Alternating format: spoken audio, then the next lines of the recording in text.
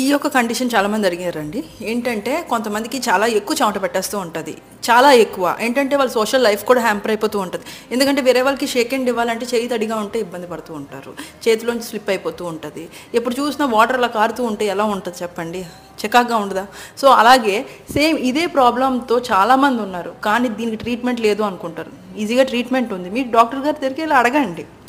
There is something called as aluminium chloride products అని ఉంటాయి. అవి మీ డాక్టర్ గారిని అడగండి. ఆర్ బొటాక్స్ ఇంజెక్షన్స్ కూడా ఇవ్వచ్చు. ఆర్ ఇంకోటి ఏంటంటే ఎంటోఫోరసిస్ అని ఒకటి ఉంటుంది.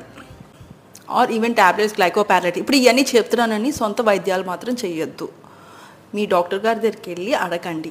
మీకేం సెట్ అవుతుందో ఆయన చెప్తారు. సో ఆయన చెప్పిన తర్వాత ఇంకా లాస్ట్ ఆప్షన్ ఇంకా నర్వస్ సిస్టమ్నే కొంచెం రిసెక్ట్ చేయడం. అదేంటంటే సింపథెక్టమీ అంటాం అన్నమాట. సో ఈ ప్రాబ్లం అంటే డైరెక్ట్గా డాక్టర్ దగ్గరికి